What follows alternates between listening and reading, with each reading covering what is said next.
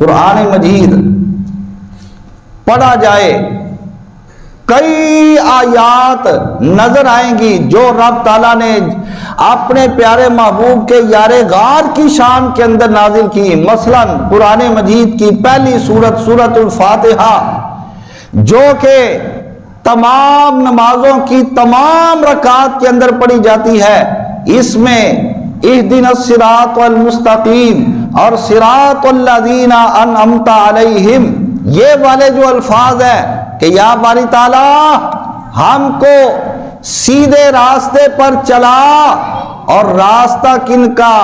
انعمت علیہم ان لوگوں کے راستے پر چلا جن پر مولا تو نے اپنا انعام فرما دیا ہوا ہے. اور انعام اللہ رب العالمین نے کن لوگوں کے اوپر فرمایا؟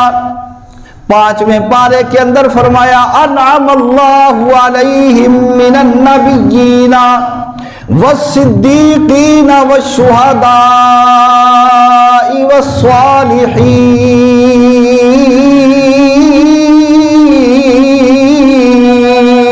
والصالحین.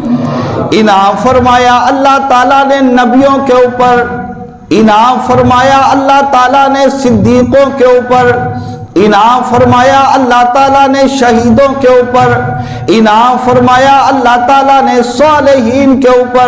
مفسرین فرماتے ہیں اس آیت کے بارے میں، حضرت انس رضی اللہ تعالی عنہ روایت کرنے والے آپ فرماتے ہیں فانا احب النبی صلی اللہ علیہ وسلم وابا بکر وعمر وارجو ان اکون معهم بحبی ایاہم وان لم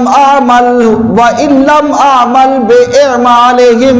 حضرت انس بن مالک رضی اللہ تعالی عنہ فرمانے لگے کہ اے لوگوں سن لو، میں اللہ کے نبی سے محبت کرتا ہوں، آپ کے یار غار حضرت ابو بکر صدیق سے محبت کرتا ہوں، اور حضرت عمر فاروق سے محبت کرتا ہوں، اور میں جو ان ذاتوں کے ساتھ محبت کرتا ہوں اگرچہ میں ان جیسے عمل نہ بھی کر سکوں گا، نہ بھی کر سکا تو مجھ کو یقین ہے کہ رب تعالیٰ مجھ کو قیامت والے دن ضرور ان کا ساتھ عطا فرما دے گا.